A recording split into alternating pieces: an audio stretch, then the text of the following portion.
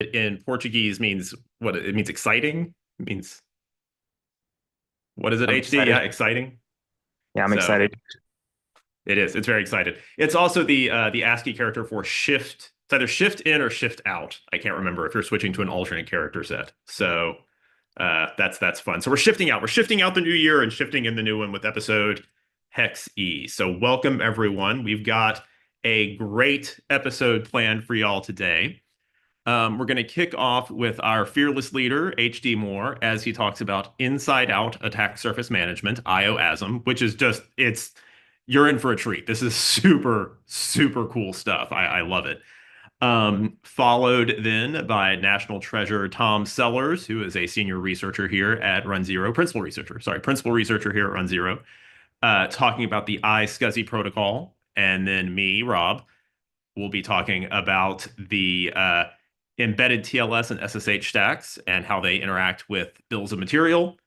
And then we're going to do the first rapid response roundup of 2025. And then something that I've been looking forward to for weeks, we're going to do the holiday gift device discovery rundown. And this is just, it's something that I look forward to every year, and it's just a lot of fun. So we have a great episode. But with that, let me kick it over to HD, who's going to talk about inside out attack surface management. HD. Cool. Thanks, Rob. Yeah, so this is the thing we've been working on for a few months now. We kind of previewed it a little bit back in December. It's live, and we've got some cool stuff to talk about today in terms of like how it works and what we're finding in the real world. Next one. So first off, like you probably all very aware that your external service is pretty critical. That's where all the things get hit by zero day. That's the surface that you're presenting to bad actors continuously. A lot of the urgent zero day responses of the last 2 years have really been internet facing or edge equipment, whether it's like a file transfer appliance, SLVPN, things like that. So there's a whole industry, whole product category called EASM that's job is to help you find, manage the stuff, no matter where it happens to be. And generally it does a pretty good job, but still 83% of breaches originate from an external threat actor. So as good as a job as we're doing, there's a reason we haven't to spend so much time on it. It really is the easiest point into most organizations. Next. We start looking kind of behind the firewall a bit, though. Things get a lot more complicated. It's not just, 4 or 5 different external networks. It becomes everything and all kinds of fun layers. You have cases where layer two VLANs are overlaid on top of each other in the same physical cable. You've got all sorts of ARPS 1918, IP space, carrier grade NAT, all kinds of fun stuff internally, linking everything together, not even including kind of your site-to-site VPNs and all the other inter-routing connectivity and peer-to-peer routes. So it just gets incredibly complicated to try to figure out what's inside your environment. And most customers prior to using runZero, when they started using the runZero product, found about 20% more stuff just on average, just because those things weren't part of the existing inventory. They weren't in a spreadsheet. They weren't something they can easily go look up. So again, probably not news to a lot of folks here that the inside is a lot harder to get a handle around than the external in all the cases. Um, so the challenge, of course, is when folks start going from outside to inside. You look at folks who are able to compromise an internet-facing device, whether it's an SLVPN, a file transfer appliance, some other web application, a staging server, a developer instance, and then they start going after the goodies on the inside. And internally, it's a lot harder to enforce segmentation, especially if you have devices that have both Ethernet cables, wired and wireless, multiple wireless links plus CTNA, internal VPNs, like all kinds of fun stuff. So the chance of basically something being one hop away from an external machine are about 60%. Even with segmentation today, it just things are segmented, but there's usually some way around that segmentation that really cuts down the number of links that it takes for an attacker to go from outside to your most critical stuff internally by just one hop. And oftentimes, the most critical asset isn't necessarily your, authentication server or your domain controller. It's often like your developer's laptop. It's often your sysadmin's like endpoint because that's where all the keys live. That's where all the passwords are. That's where all the credentials are. So it's not necessarily, you may not be protecting the right things in some cases because the things who have access keys to all of your management tools tend to be not as highly protected as the management tools themselves. So another example of how things can go south is if you have like a vendor VPN for a particular appliance, they can then use that to tunnel back in through, a backend environment, go through an internal server, internal dev code repository, take credentials, use that to access the file share, use that to get access to data. And this is just what folks do. It's all about parlaying what you have today to what you can get from the next step, and then doing that process all throughout. For folks who are familiar with the Bloodhound or the Spectre Ops folks, that's what they do all day long, right? It's finding these transitive trust problems that allow you to go from one set of credentials or access to everything very quickly. And most bloodhound graphs, they get really ugly within 3 or 4 hops in. It's really hard to find a bloodhound graph where you don't have a path to domain admin after 3 or 4 hops through the environment, just based on existing credentials. Next, please. And if you look at how internal networks are evolving, it's getting a lot more complicated. Even these days, you're seeing folks rolling out multi-cloud, doing kind of the hyperscaler and stuff internally. Folks doing major changes from, let's say, like VMware to OpenShift. That's causing a lot of re-networking. Oftentimes, you now have double attack surface as you're doing a migration. You've got your old stuff and your new stuff at the same time. And of course, when you're in the middle of those migrations, it's easy to kind of forget about things, leave a S3 bucket unprotected, leave a file share unprotected, things like that. So the combination of like an increase of work from home, all the cloud migrations, all the containerization, the use of virtual desktops, it's just getting a lot more complicated and harder to track internally. So it's kind of where runZero fits in, right? Like what we do is we help you take your stuff and then come up with a very precise fingerprint for it. And that's maybe a list of IP addresses, maybe it's a list of fingerprints based on SSH or TLS. It could be a list of services, but essentially we take what looks like a Linux box of the network and tell you exactly what that device is. It's an IP camera running TrendNet. It has this IP. It has this external exposure. It's running this particular SSH host key that has a particular unique fingerprint. And we do that so well that we're able to basically use those fingerprints, whether that's a MAC address, a TLS, SSH host key, some combination thereof, interlim SSP information from authentication against RDP, stuff like that, to basically build a profile for that device and then see where else does that device live within the environment. So if we see the same fingerprint within your environment in 3 or 4 places for a given device, either you've copied that device 3 or 4 times, or that device really does live in 3 or 4 networks at the same time. And that's really what we're going to be talking about today. How do you determine whether something is a duplicate and that is a copy of a particular device or certificate or key, or whether it's actually the same device being exposed through a different network channel that you're not aware of? Can you pop to the next slide? So the way that we focused on inside-out exposure is we want to use the really detailed, unique fingerprinting we can do on the inside of your environment. Kind of your superpower as a defender is that you know about all your internal stuff. And we want to use that to help you find all of your external stuff that you don't know about. And the hat trick here is we're doing that without knowing anything at all about your external environment. We don't need to know your domain names. We don't need to know your IP space. We're not even doing scans for it. We're using publicly available licensed data of other people's scans of that space and analyzing that to compare it. So the idea is that if we find a unique fingerprint of ABCD on the internal network for your corporate environment, and then we find that exact same asset on the internet, well, what does that mean? Well, is it a copy of that device? Is it that device being directly exposed? If we find 5 copies of it on the internet, is it exposed 5 times, or is it 5 copies, right? And if you find 1,000 copies of the internet, well, is it a hard-coded firmware key in a particular embedded device or a piece of software, and not really an indicator of your specific exposure? So teasing apart those cases is what we're going to focus on here. Next slide. So the way that we do it today is we look at 3 different heuristics. We look at MAC addresses that we can basically peel out a whole bunch of different ways, look at SSH, host keys, and other attributes about the service, and then TLS, both the certificates and attributes about the service itself to indicate is it the same thing or not. So we can use this to basically quickly identify any exposed internal systems through SSH and RDP instantly. Like that's been the superpower here. We're helping our customers identify cases where they have an internal machine where RDP was somehow exposed to the internet on some IP address. They have no idea where it is and how it even got connected. Could be through a VPN gateway, it could be through a tunnel, it could be through a broadband IP of a secondary site office. But either way, it's exposed. We can prove it is that particular device and it's that particular internal device by confirming the SSH details, RDP detail to the internal equipment. So all this stuff is live today. If you happen to see this vulnerability in your runZero inventory, if you mouse over it, you'll see lots of good details about how we found it, what we found, details of it. You can confirm it, but effectively you just search the vuln inventory for the word exposure, and we'll give you a list of all the things that look like they're possibly exposed in this case. So the exposed admin services are probably the most critical. Those are cases where you probably don't want to have SH with password auth exposed to the internet, especially unexpectedly. Same with things like RDP, SMB, et cetera.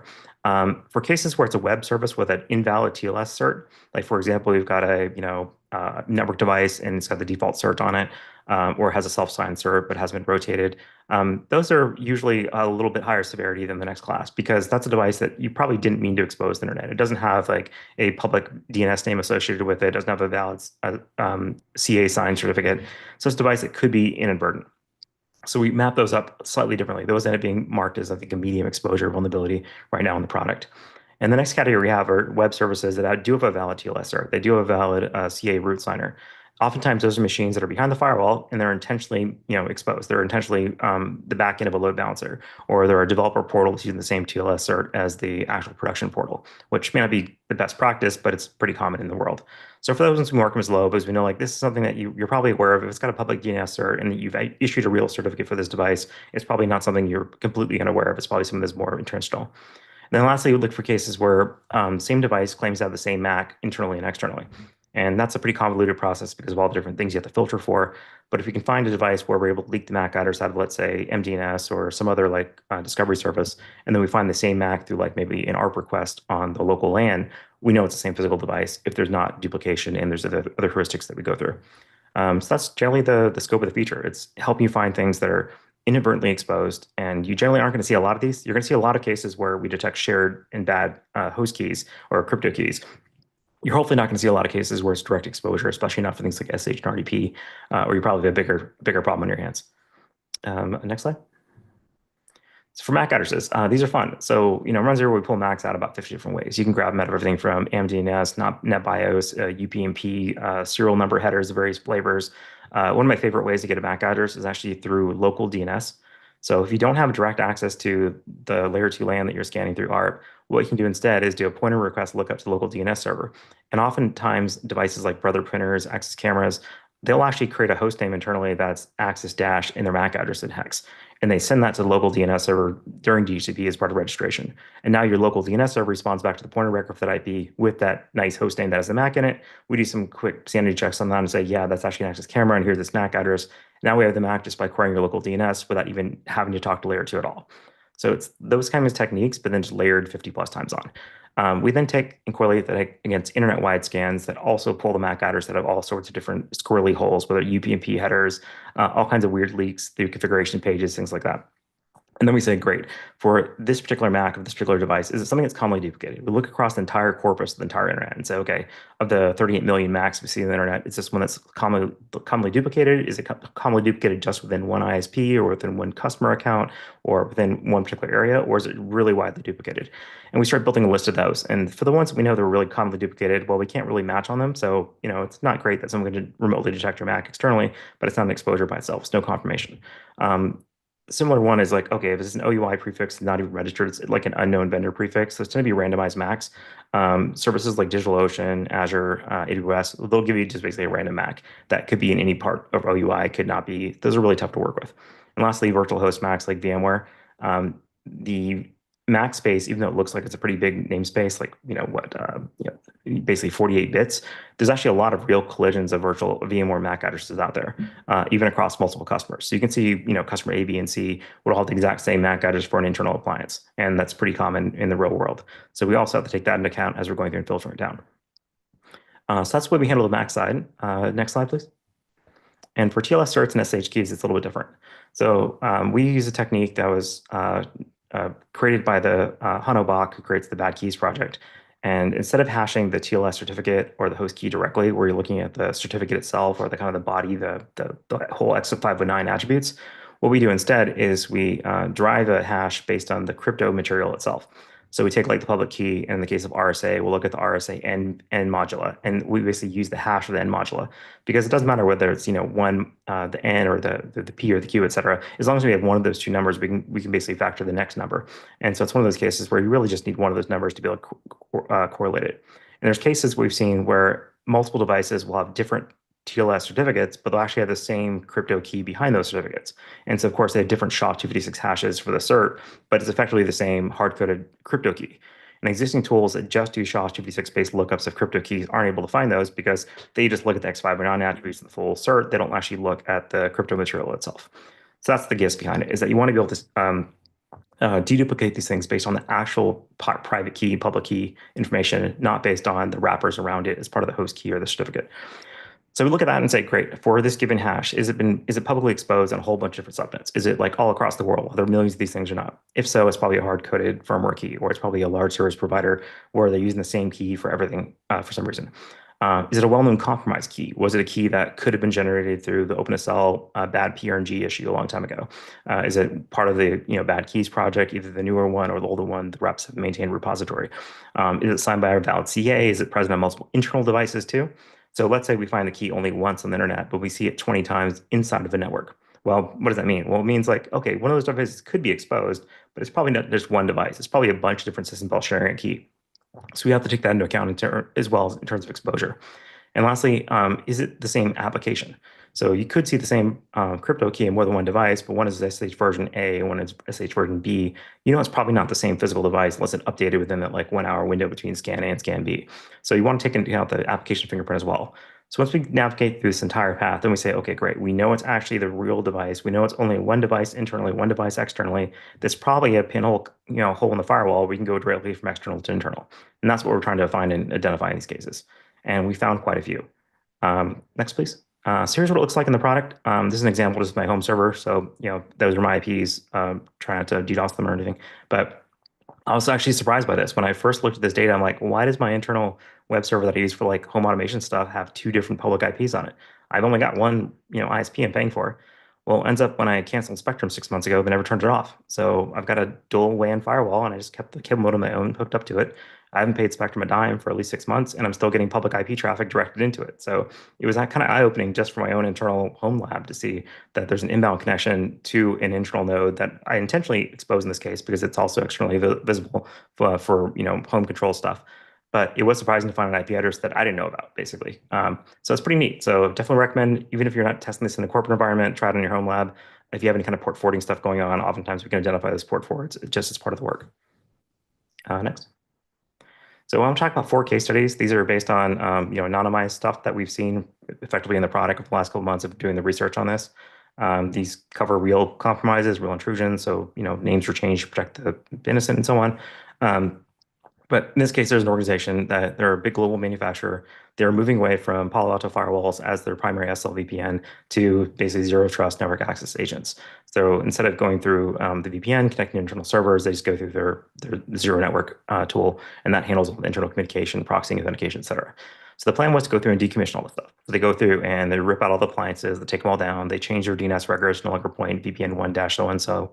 Previously, they had one appliance basically for every physical office that they had needed remote access to, and unfortunately, they missed one of them. One of the smaller offices, the host name was taken down out of DNS, but the device itself was still left online and exposed. And of course, this device was exploited through one of the many 0 days in this particular type of product. And because it has cached credentials on device, the attacker was able to take those credentials, start pivoting through the internal network using those credentials, and eventually get caught by the response team. But they got pretty far in before there was detection, right? So how you can identify this from inside out is that first you'd identify the legacy appliance internally. So just as part of your internal scans, you would say, hey, this is the Palo Alto. It's on this segment. It's got this internal IP. I know exactly what this internal IP is, and I know that's running this particular appliance. And we know this appliance should have already been decommissioned. So it's super easy to say, search for Palo Alto. Did it match? Okay, we shouldn't have any of these anymore. Go take it down. And here's IP. However, we can also find it through that TLS endpoint on the external side. So when we see the SL VPN service externally exposed, we can correlate the cert externally and the key externally back to the internal device. Now we're trying to remediate this thing and say, okay, I know I've got one of these things on the external side. What's the internal IP for it? Which admin do I go call to get this thing removed? You know exactly which data center it's in. You know exactly which closet it's in. And so that was a way to respond to this particular issue. Next one, please.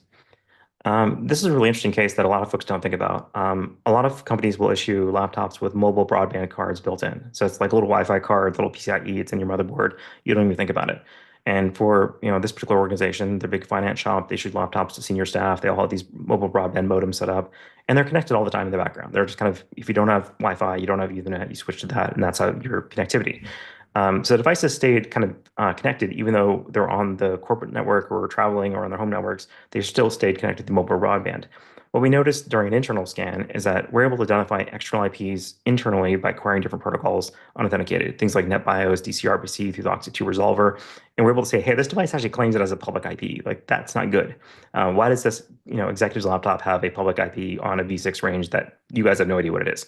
We finally realized there's actually these mobile broadband cards, the V6 address, depending on which tower it was roaming to, would either be publicly exposed and SMB, RDP, and all that's directly just out to the internet, or you couldn't reach it at all because it's carrier grade NAT. So it really depended on which ISP they have or which telco they have to be roaming onto, whether there is direct exposure or not. And it's really hard to tell the difference. So the challenge here, of course, is how do you find these things? In this case, the company got lucky and they're able to do a search for their internal Active Directory domain name on Shodan, and that picks it up right away. And Shodan had already scanned the V6 endpoint. So that was a quick way to find it. But another way you can tackle that is, of course, doing the internal scan to find the external IPs. So you can say has public IP true, or sorry, has public true in the runZero inventory. That'll find all the devices that claim to have an external public IP. And then you can also look at the external side of things and say, great, are there any devices that I found externally that have the same RDP TLS certificate as the internal side? And of course, then you know exactly what internal device it is, you know what this got CrowdStrike installed on it, you know external IP range, which telco it is. So that's how you'd solve this challenge the same way. Next one. So this one's fun. So there's a construction firm that was just going to install a new camera in their office lobby. They want to make sure that people aren't hanging out there when they shouldn't be. Make sure they staff it when they need to be, things like that. So what's horrible about these cameras, and this is not just high K vision or Hikvision, it's the entire category of IP cameras.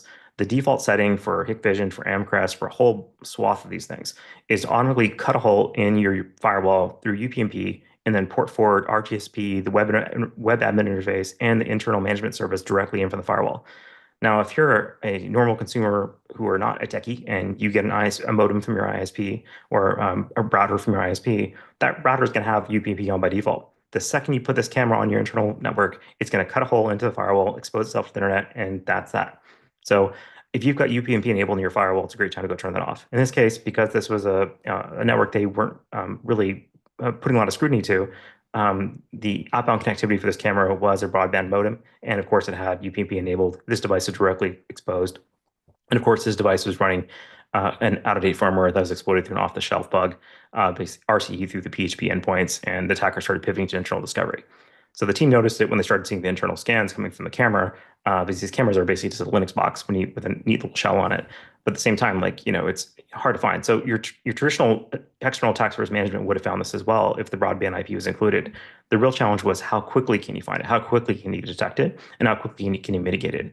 One challenge of doing standard external attack surface management is you don't necessarily know what the internal IP is offhand or who owns it. The great thing about starting off with the internal side, kind of doing an internal scan or internal path discovery, and then correlating it, is by the time you identify the external exposure, you know exactly what the internal IP is, and you can go, yank the cable immediately, right?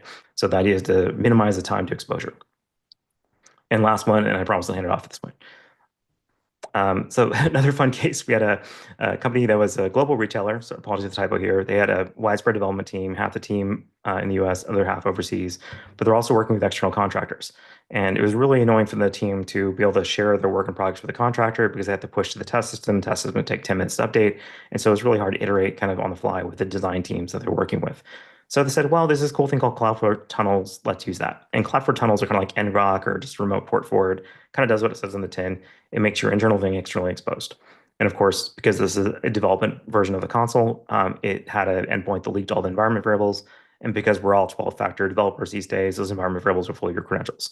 And the credentials, of course, had your AWS cloud keys in it, which were then used to deploy mining bots and basically start, mining Monero across the world.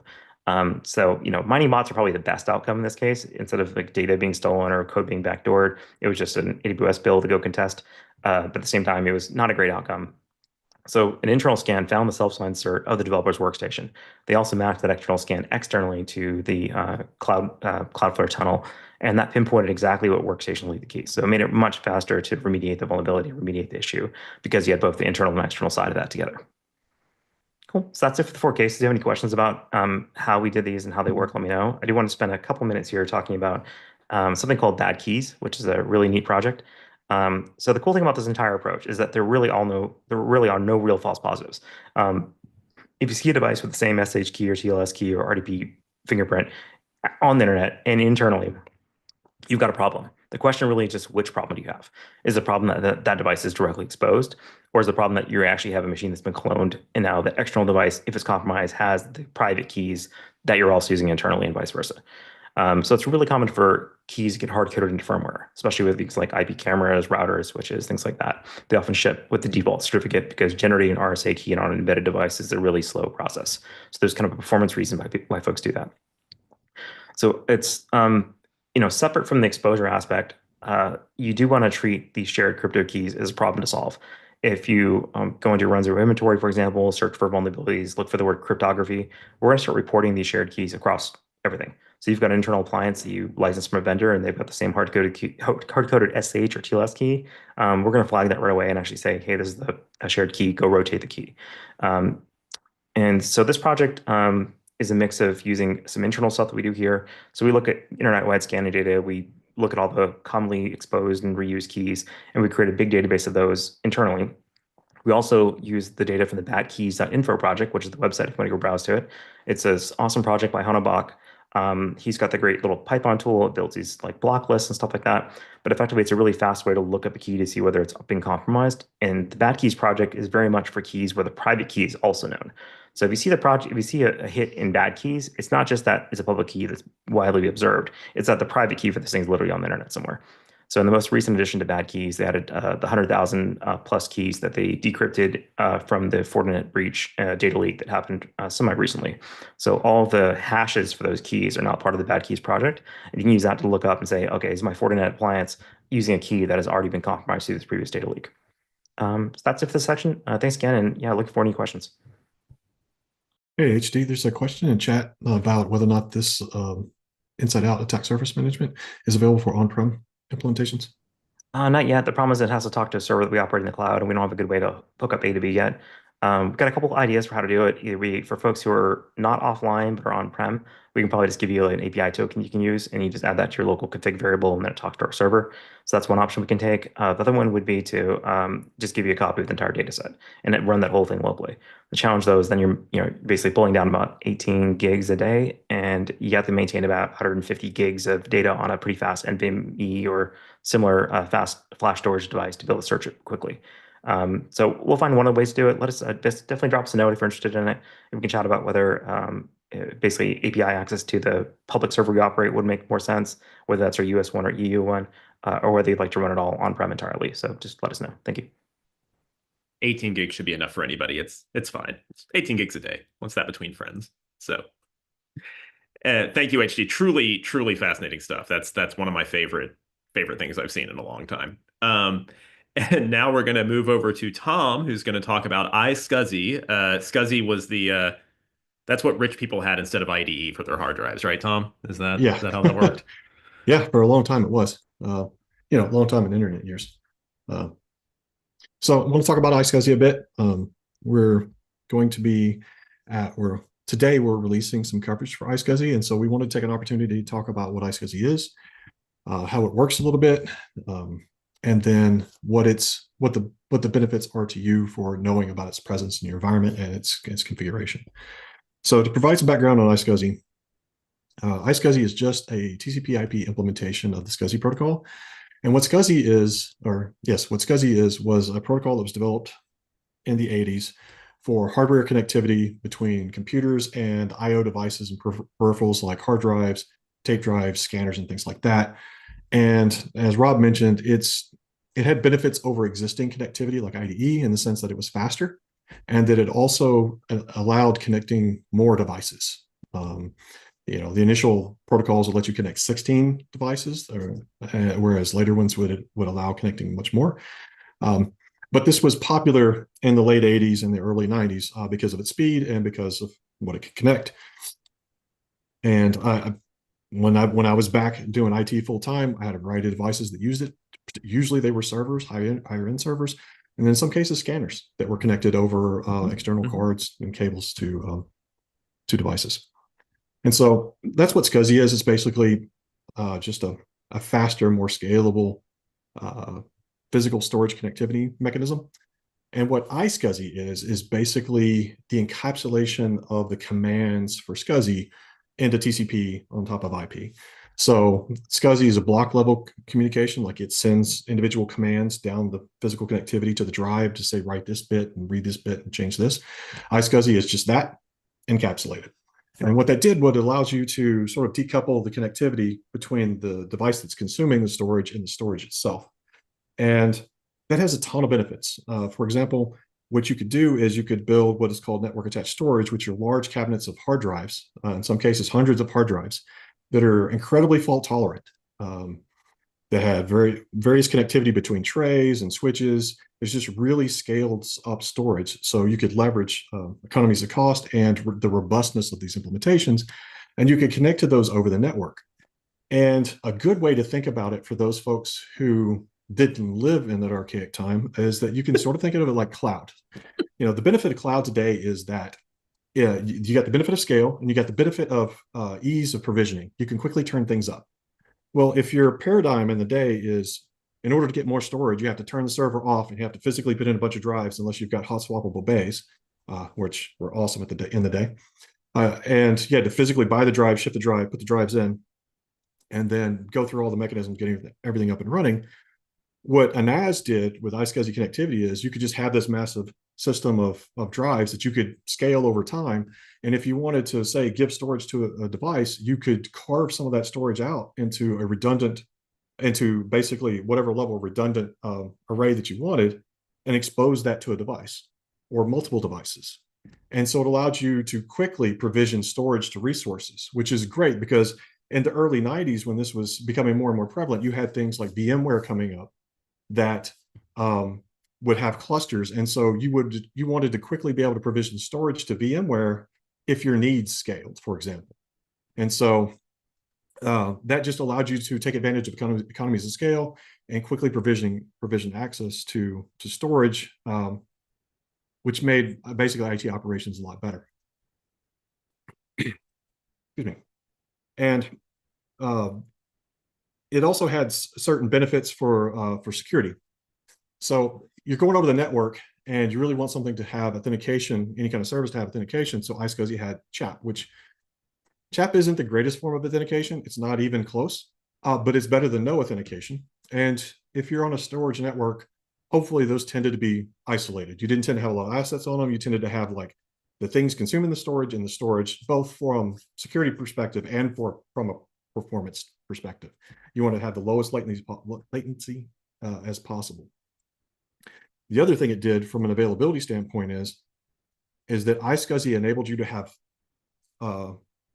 multiple paths to storage so that you could configure, say, 2 network cards in your client, 2 network cards in your NAS on separate networks, address them independently, and expose those so that you could have multiple sessions going across those independent networks, which gave you redundancy, which means if a card, a cable, a switch, or a card on the NAS died, your connectivity stayed up. So it allowed you to have that access to quickly provision storage, but you also got some of the assurances that you needed in a data center, really, for availability and confidentiality and then integrity as well. So to talk about the protocol a little bit, to provide some context for some of the things we're going to get into in just a minute, in general, you can break down iSCSI's connectivity into a couple things that really mapped when you think about to the client server paradigm. So by default, you have an iSCSI server that listens on TCP port 3260. And the client in these conversations is called an iSCSI initiator. It's basically either a hardware card or a piece of software that's configured to connect to an iSCSI server. That piece of software, those are really common in a lot of operating systems. In Windows 11 today, in Pro, you could just fire up an iSCSI client and connect to storage across the network without having to install anything else. It works. So that's the client side. It's called the initiator. It's the thing that consumes the storage. And then on the server, there are iSCSI targets. They're effectively virtual drives that have their own personalities. They have a unique identifier called an IQN, and there's an example of one in the bullet point there that's sort of it's unique in the sense that, like, if you generated a ton of virtual devices on a NAS, you want the ability to say, I'm talking about A versus B very distinctly and without any collisions. And that's what this IQN did. And so just to summarize, a client, the initiator, connects to a server looking for targets. And those targets are effectively virtual storage. They're typically called LUNs, or logical units, that are effectively just like a virtual drive that you've configured on the back end, and the NAS is abstracting all the hard parts. Like, is it 50 drives? Is it 10 drives? Is it 2 drives and a mirror? It doesn't really matter. It's just this virtual drive that the client consumes. And from a protocol standpoint, you've got 2 session types, and we lean on these type of details here whenever we implement our coverage. You've got a discovery session, which is the initiator, the client, reaches out to the server and says, "Hey, tell me everything about your targets." And what the server says is, "Here's all my targets, and here's how you get to them." I mentioned multipath a minute ago.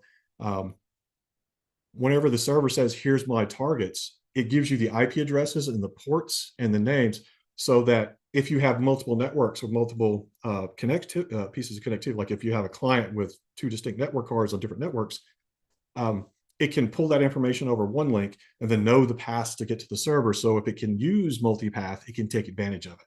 And the server just gives all the way. It's part of the protocol spec. It says, here's my things. That part can be authenticated or not. Often we find it's, in my testing, it's unauthenticated. And then the second session type is the one that your clients will pretty much be using all the time once you've configured it. It's a operational session that the client connects to the server, attaches to an IQN to a storage. It authenticates if appropriate, and then it just uses that as if it's a drive. It shows up a drive in your operating system. You can format it. You can use it, put files on it. It is a drive that just happens to be across the network someplace. Again, it's fantastic for things like virtualization clusters where you need multiple nodes to connect. But like I said, you can spin up a Windows 11 host and connect to some storage, and it'll use this session here. It's basically this day-to-day working session. And next slide, please. And just as a high-level overview, whenever we're talking to iSCSI endpoints, we're going to use that discovery session. And the way that flow is, it sends a request. It's sort of like a login. It says, hey, my session type is discovery. The server sends back a response to acknowledge it if it's correct. Then we send a command that's basically, give me all your information. That's the send targets equal all. I want to know about all your endpoints. And then we get that back from the target, and then we log out. And that last part's important, because we always strive to not use any more resources on a target than we absolutely have to. We don't want to impair it in any way. And we try to clean up our sessions so we don't inadvertently leave something out there. And it's really important for protocols like iSCSI, because they may be restricted on how many sessions they can have at a time. It's not as much of an issue for the discovery, because those don't tend to be, in my experience, limited. But once you create a connection to an IQN to a target, those tend to be limited to how many people can talk at a time, which is really a robustness thing. It's like you don't want multiple devices having unfettered simultaneous communication to storage, reading, writing. Things get ugly fast. So that's just a high-level overview of that. Next slide, please. So whenever we look at adding capabilities to the product, we ask ourselves a couple questions. One, do we think this thing that we're working on is present in the environment? Like, is it a thing that exists in enough cases for it to add value to our customers? That's the first question. And so we took a subset sample of our data, and we found that in that subset, there were over 500 customers who had iSCSI present based on the data we already collected. And of those, there was nearly 10,000 distinct server endpoints. That's not virtual drives. That's just hosts that offer iSCSI of unknown number of drives at the moment. And that could vary from like 1 in a customer environment to over 1,000 in a customer environment. That's a lot. That's a lot of storage exposed on networks, probably a complex environment. And then as an aside, from Shodan data, we were able to determine there's nearly 100,000 assets on the public internet that have iSCSI publicly facing. That is probably what we'd call in the industry bad. It's exposing storage to the internet. I can't speak to like the level of authentication that is enforced there, or the data that is exposed there, but it's not something you typically want to see on the internet, like SMB. You don't want to see SMB on the internet. iSCSI is probably in that bucket. So in looking at all this data in total, we're like, okay, this is present enough that it's worthwhile to add coverage for. And so then we ask ourselves the second question, which is, okay, if we add coverage for this, does it provide does it provide value to our customers? And that can be answered in a couple of ways. Like, do our customers just want to know that a thing is present? Like, does it help us discover an endpoint? Does it help us fingerprint an endpoint? The answer to that is yes. And the second thing is, on that side of the house, is, does it help a customer understand their risk? And the answer to that is also yes. If you have endpoints that don't require authentication, that's pertinent data. That means anybody who can find it, find that device on your network, can attach to it, mount the drive, and if they can read the file system, they can read your data. They can read it, modify it, whatever permissions are in place there. And typically if I'm not mistaken, with iSCSI, there's no protocol level permissioning. So once you have access to storage, you either have it or you don't. It's sort of Boolean. I'm not familiar with any implementations that do say read-only access to it. I could be wrong in that regard. But once you have access to the file system, it's yours, which is both a CIA issue, but it's also an availability issue, because if you have a target that doesn't support multiple sessions, and now a bad guy is taking up one of your sessions, then the thing that's supposed to talk to the iSCSI endpoint can't. So it's just bad all the way around. So in looking at that, there's enough there, and it provides value. We decided to implement coverage for the iSCSI protocol, and so we have two Robs on our team. Both are fantastic, and Rob Perry, who's not on the call today, it provided the implementation of our coverage of the protocol for both active and passive. Next slide, please. And so what's shipping today is both active and passive coverage for iSCSI discovery. On the active side, what we do is we scan on this default port, and if we find iSCSI there, we try to pull some data back. On the passive side, we're leveraging the data we see over a tap, and we can successfully identify the conversation and information about the endpoint. We're going to be limited to the data that flies by. Like, if your devices are not doing discovery, then we won't see those packets. But often, particularly when people are doing setup, we'll see those packets. And the data we can get back is really interesting to us. So, as I said, during the discovery phase of a normal conversation between endpoints, the server tells the initiator not just what storage it has, but what the paths are. Here's my addresses. Well, we collect that information now, and we can assert that in the view here, and then we can also use that information to enrich the asset. So in this case here, this is a Synology NAS. It's a target, and it's on two separate IPv4 networks. So we scanned it on one of them. We had no idea the other network existed. Now we can pull that address out and strongly assert that this NAS not only has this IPv4 address that we scanned it on, but it has this other one we had no idea about. And that enriches the asset. We also get IPv6 addresses, which can be challenging to find sometimes. And if the IPv6 address happens to encode the MAC address, then in some cases we can extract the MAC address and strongly assert that on the device, which helps us with identity and merging and things like that. So it's really high quality signals there. Another thing on here is, like, the target names, part of the IQN is the vendor. Is supposed to be the vendor. So in this case here, you'll see that it's got Synology, and then it happens to have the name of the device, which is DisStation02. I don't know that that's always safe to assume, but the vendor part typically is. So that what we can do is we can start using that information to identify roughly what the device is at the other end. The same thing with the target alias that's just above that in the screenshot there. LIO target is a Linux implementation of iSCSI. It's pretty common. But if you get in later parts of the conversation, that changes the Synology target. And so we can, again, gives us another indicator of what the operating system might be. Further up on this, I may have left that out of the screenshot, unfortunately. Anyway, there's a field in here that indicates whether or not our discovery required authentication, like if it required CHAP or something like that. That's an indicator that customers should care about, because it would give you a sense of not just is this present, but is this present and uncontrolled on my network? As we iterate on the coverage over time, I expect to add more higher fidelity indicators about individual LUN security. For example, you can have one target, one IQN that requires CHAP and authentication, and one that doesn't.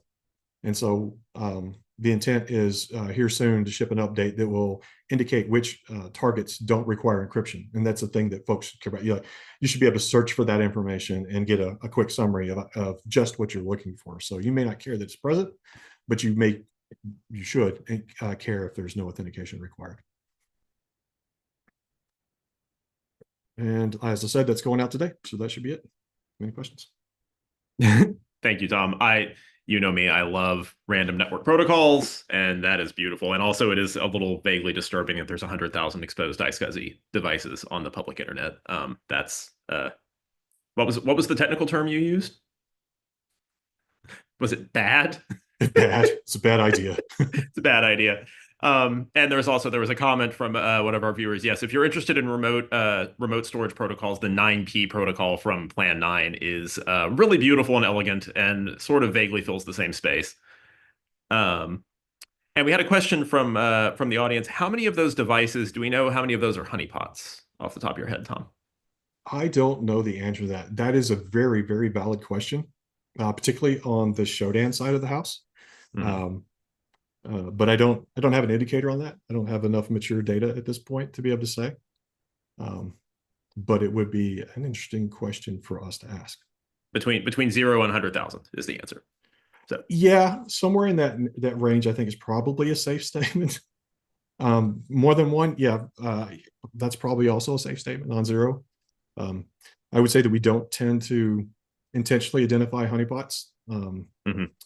Just as our tool is primarily focused on defenders, and outing Yep. honeypots is not great for defenders. But yeah, I would say that's probably a safe statement. And so here we are switching over real fast just to a brief discussion on TLS, SSH, and SBOM. And yes, that is the OpenBSD fish, blowfish, pufferfish, which I love OpenBSD. It's such a fine system. So I just want to talk for a minute about TLS implementations and SSH implementations. So TLS is transport layer security. That's the protocol that underlies most secure communication on the internet. If like HTTPS, um, for HTTPS, the S there is secure and it's being secured via TLS. TLS used to be called SSL, the secure sockets layer. Which if you ever meet me in person, I will tell you a fun story about trying to get SSL working on a 14 megahertz Amiga 1200. It was an experience. It didn't work, by the way. I never got it working, but it was close. Um, so TLS is usually there's multiple implementations on a device. There's the OS provided implementation. That's usually OpenSSL, which is from used to be the old SSL Lie project. And then that's been forked into Libre SSL by the OpenBSD folks, Boring SSL by Google.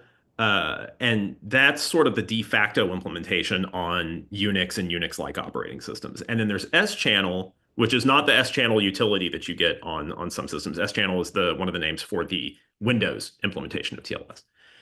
There's also implementations provided by language standard libraries. Like Go, for example, has the Go crypto TLS package. And so if you write something in Go and you're using TLS, you're almost certainly ending up with uh, Go's TLS, crypto TLS package. And then there's often language specific implementations that are standard library adjacent, like Rust TLS. It's not actually part of the Rust standard library, but it's, a lot of people use it. There's embedded libraries. If you're a little embedded piece of software or your embedded project want to speak SSL, you're going to have something like Polar SSL, which has renamed itself recently, and I can't remember what, sorry. And then there's also, maybe Polar SSL is the new name. And then there's oftentimes FIPS specific builds. So FIPS is the Federal Information Processing Standard, and it has specifications on what ciphers and hashes and HMACs are allowed. Every time I say FIPS, HD twitches a little bit because he's had to work with FIPS a lot lately, and the F is for fun. Um, and so on any given device, you might have one or more of these TLS implementations, right? You might have the one provided by your operating system, the one provided by the language that the application was written in, and you might have multiple applications, one in Java, one in Go, and they'll both have two distinct TLS implementations. And then you might have a little embedded one in your phone or something like that. And then that sort of thing also applies with a slightly more fun family tree to SSH implementations. SSH is extremely by far the most common one would be OpenSSH, again from the OpenBSD folks, but there's also Dropbear, which is very common in embedded contexts, and Wolf SSH, and then also SSH that's based on OpenSSH, but then forked in various places, like the SSH implementation on Windows. And so all of these are there, and they might not, because you've got all of these different pieces glommed together, katamari together. How do you know if they're going to show up in your bill of materials? You might not. Ah, yes, Polar SSL became embed TLS. Thank you. Yes. So one of the things you can do is look and see how they're actually identified. Um, and how they're actually communicating on the wire. And so this is something that we do really, really well, and it's super fun. And Tom did an immense amount of work on this. Tom is a national treasure. And so you can see here some examples of we actually will identify TLS stack, and we'll say, okay, this is boring SSL, which means that it's almost certainly a Google device. Or this right here is TLS stack go crypto TLS, and then you even get the version there. So 1.21.0 or through 1.23.1. And that has some interesting implications because that tells you not just what TLS stack you're running, but what version of the Go compiler and standard library was used to build that application. So what if, you could say, oh, this is a 7-year-old version of Go that wrote this. It's kind of interesting.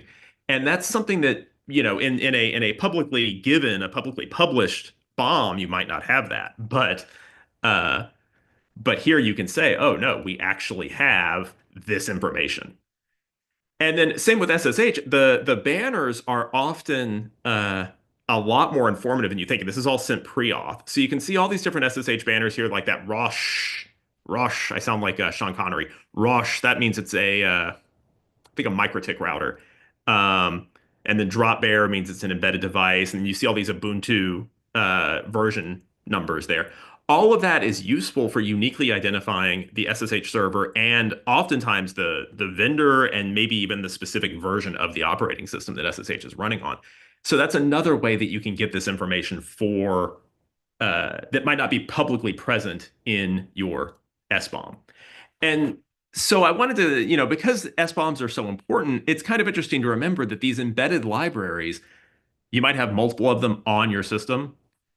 They're usually not, present in the bomb. They very often have a different release cycle from their hosting application. They probably have a different end of life date from their hosting application.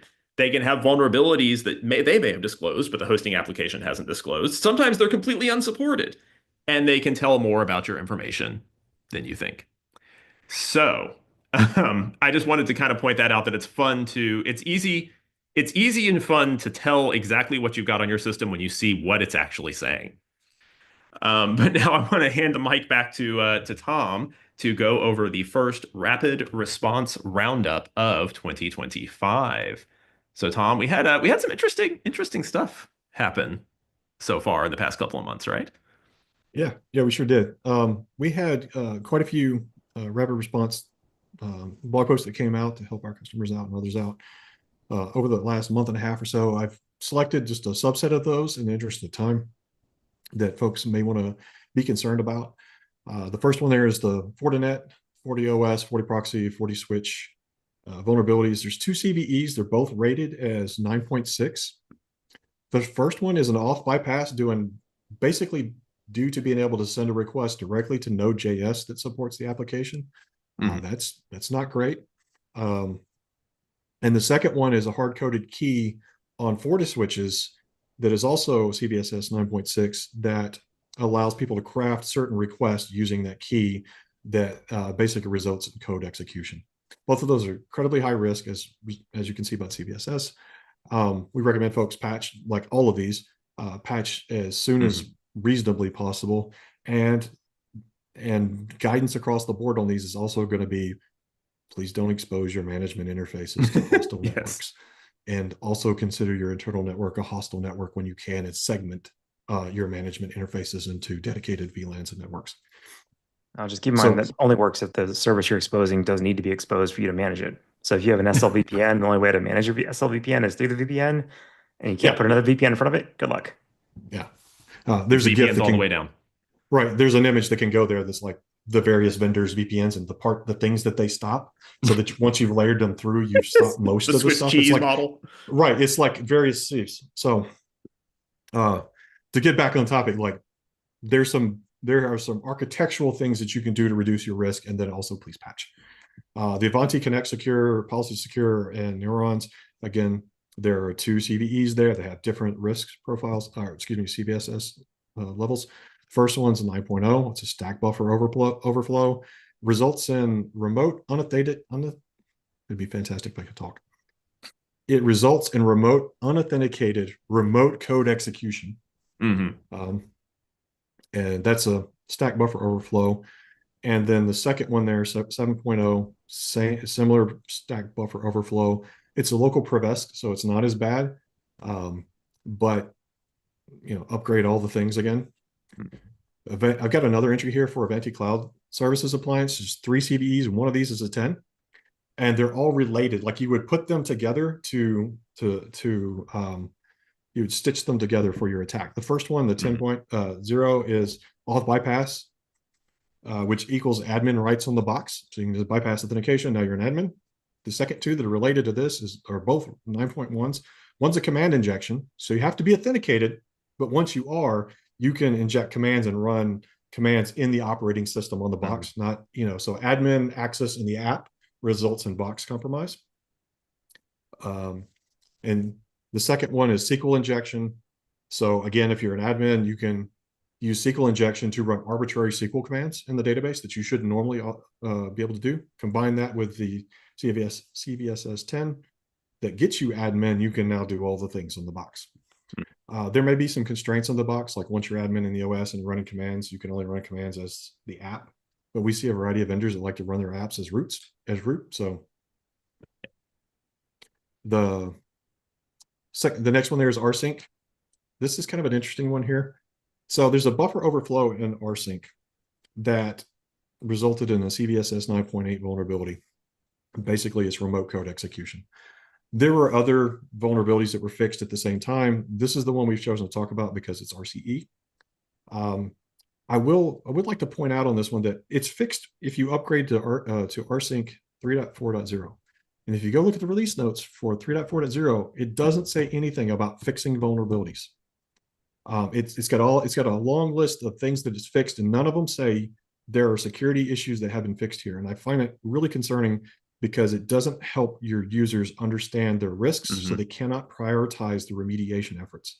And I really wish all vendors would do a good job of communicating about corrected vulnerabilities that matter. Not every vulnerability matters. Not everything should be escalated, but RCEs that are rated 9.8 do. And it'd be great if folks communicated about that. And the last entry here is the Go SSH in the standard library. Rob, I think you wanted to talk about this one. I just wanted to give a brief, kind of going back to the SBOM thing I just talked about. Do you know what programming language your application is written in? Do you know if it's written in Go? Do you know if it's running SSH? And so if that's not listed in your SBOM, how would you know if you were vulnerable to this? And it's because you could actually look at how it's communicating on the wire. But this one was interesting in that it's a potential authentication bypass because of the way the standard library reports what keys were used for authentication. So it was relatively easy to get it wrong when you were writing code and just say, okay, here's two keys, and then okay, now I'm in, right? I have a public key that may not actually be, I don't have the private key for, but I've got a public key, and then I've got a private key, and then you can kind of bypass auth. So I don't know how much it actually got exploited in the wild, but it was an interesting bug to read about, and it's one of those things where you also need to know if you're running Go SSH. So thank you, Tom. So finally, I wanna sign us off with the holiday device roundup. And if anybody knows what the image of the tree is there, it's actually it's not just a generic ASCII tree. In fact, it's not an ASCII tree at all. If anybody knows what that is, I'll tell you at the end. But if anybody knows, drop it in the questions because I'm curious to see just how nerdy our audience is. So. This, what we do, it is in fact an EBCDIC tree, but that I gave away too much. Now you know, but it's so this what we do every year is we go through and see what new devices got activated from December 24th through the 1st through New Year's Eve. And this is kind of what we came up with. I mean, there's lots of devices that are, boring old industrial control devices and corporate firewalls. That's not fun. This is what we think people probably got as gifts. And so you can see cell phones dominate the gifts category, and that's not surprising. A lot of people get cell phones for Christmas. Laptops, streaming devices, game consoles, smart TVs, robot vacuums, and a couple of people got 3D printers. So have fun with that, y'all. Print something cool. And then just sort of the interesting, just small devices. There were 21 smart light bulbs, 9 VR headsets, 7 home stereo receivers. And these aren't like the digital ones. These are like the classic, cool, hefty ones. 3 Steam Decks, 3 new cars. 3 people got new cars over the holidays. And some very lucky person got under the tree a Barracuda email security gateway. So I hope that they enjoy that in the new year. So An with that, operated thank you Barracuda, all I for could say they joining us. didn't. Oh, and that tree was, if you want to look it up, it's the Christmas tree exec, and it was a Rex macro for IBM mainframes that you would run it and it would show the tree and then it would mail itself to everybody else on the network, and it didn't check to see if it had already mailed itself to someone else, and it ended up taking down several IBM networks in I think it was the late 80s. So lots of fun there. But thank you so much for joining us for this first episode of the year. It was great to kick off the year with you. Please reach out if you have any questions. We'd love to hear from you. And thank you, Tom and HD, for joining us. And thank you, everybody, for being here. We'll see you next month. Thanks, everybody.